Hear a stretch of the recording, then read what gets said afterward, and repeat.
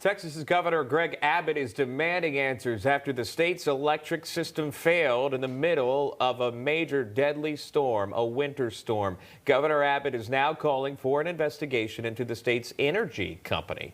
Grant Stinchfield is joining us live now as we take a look at what you've seen here across Texas. Again, something that this state, quite frankly, not used to. They don't see things like this, especially in this form of capacity. At one point, bringing 2 million customers without power, and it is cold. So many folks saying they were getting inside their vehicles just to keep warm, going in and out, facing temperatures down to 7 degrees again in these areas, and still facing a nightmare despite of some people trying to make the most of it. But make no mistake, this was a deadly storm. 20 dead so far reported. Grant Stinchfield is the host of his own show, joining us live now. You usually see him around 8 p.m. We woke him up early today. Grant, good to see you. So you're in Dallas, from what I understand. Tell me your experiences. You've been, what I understand, in the thick of it. Yeah, I mean, it's been pretty hard here. There's been rolling blackouts. We have not experienced any, Sean. And I just want you to look at my pool. This is where we had the fountains on so the pool doesn't freeze up. You know, anybody that lives in the South knows you don't close your pool down during the wintertime. The fountains have literally frozen. We've had like -1 degree temperatures a couple nights ago. It's been wild. And of course, I go and buy myself a generator to run the whole house. And I'm like the only block that didn't lose power. So I don't even get to use my generator. But, you know, we should be thankful because a lot of people don't have power. The big issue here, though, is we got away from coal-fired power plants. And I've always said, I love the saying, I went to Western Pennsylvania, count on coal.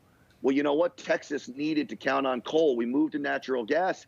You've got a lot of these natural gas lines freezing up. This is one reason for the power outages.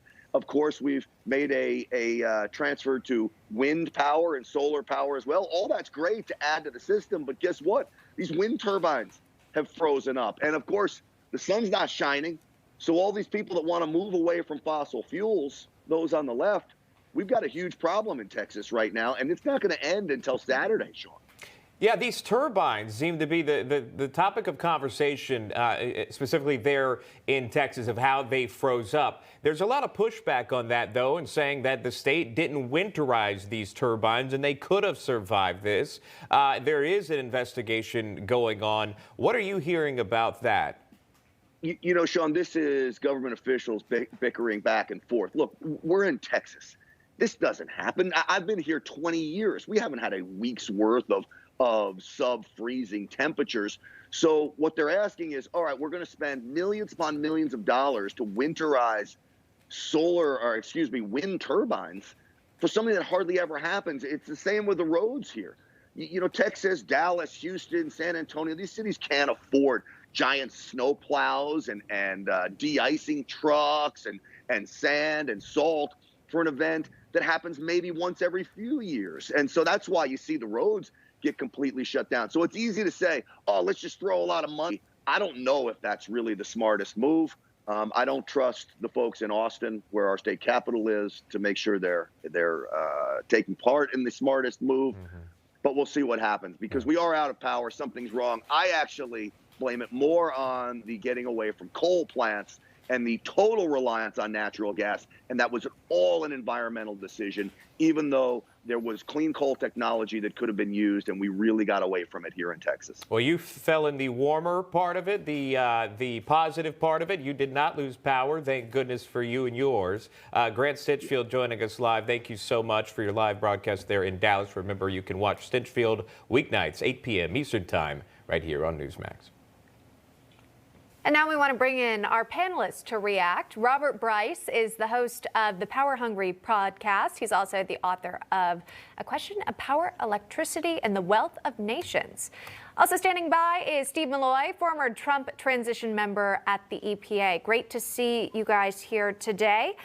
Robert, I'll start with you here. There's been a lot of pushback from Texas Energy Commission that the reliance on green energy actually led to the breakdown. In a statement, the head of the company wrote this, saying, quote, "While ice has forced some turbines to shut down, just as a brutal cold wave drives record electricity demand, That's been the least significant factor in the blackouts. The main factors: frozen instruments at natural gas, coal, and even nuclear facilities, as well as limited supplies of natural gas. End quote.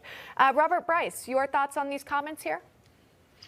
Well, sure. I think what we're seeing now is the autopsy or beginning of the autopsy of this blackout, and it's going to be gruesome. I mean, what we're going to find out happened. And I live in Austin. Congratulations to Grant Stinchfield. We just got power last night. We were without power for 45 hours. I mean, we danced when the lights came on last night. But I think the main issue for me is that these blackouts and this blizzard proves, as I wrote in a piece that was published on Forbes on Monday, this proves the perils of attempting to electrify everything. So I want to step back from what's happening in Texas and look at the broader story and the broader controversy, and one that really needs a lot of attention is the effort by climate change activists and environmental groups, backed with a lot of academics saying, well, we just need to get rid of natural gas altogether. That is a dangerous idea, because it would give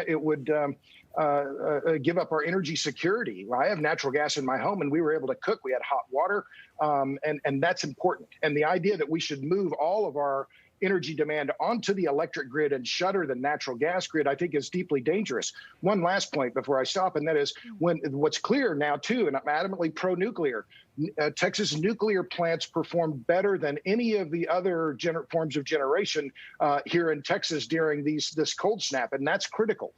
Because remember, we're closing nuclear plants around the country, including this year in Illinois and New York. Those plants should be kept open, not just for energy security reasons, but for decarbonization as well. Well, you mentioned these climate activists who really want to take it a step further, and comes to mind, of course, Congresswoman Alexandria Ocasio-Cortez. Now, she had a thought. She tweeted it out, saying that the problem is there was not enough green energy, saying the infrastructure failures in Texas are quite literally what happens when you don't pursue a Green New Deal. Steve Malloy, your thoughts on that tweet? Yeah, as tens of millions were starving to death in China in the late 1950s and early 1960s, Mao would not give up on the Great Leap Forward. Finally, he admitted he was wrong. And that's what that statement kind of reminded me of. Texas has been shedding reliable coal power for about 12 years now. The pigeons have, come home to roost. This is a disaster. We're supposed to have electricity all the time, not most of the time. Not almost all the time, especially when it's 2 degrees outside. We had record cold in Texas. Robert's right. We should have nuclear power, coal, gas. Nuclear is on the wane in this country. Coal is on the wane. Thank God we still have gas, but gas is not as good as coal and nuclear in extreme weather like this. And this has just been a disaster. The Texas politicians are to blame. They have been bought off by the green power industry. They have, they're doing things out of political correctness because of pressure from green activists. And this is just going to be a disaster. We've seen it now in California. We've seen it in Texas. This is a bipartisan problem. Politicians are listening to people, basically English majors, about designing electricity grids. What good can come out of that? Yeah, I mean, at this point, it has become a fatal storm. We knew it was coming with the extreme cold, the extreme weather here. Clearly, there was a lack of preparation. Steve Malloy, Robert Bryce joining us live on the program. Thank you both so much. We appreciate your insight. Thank you. Bill Gates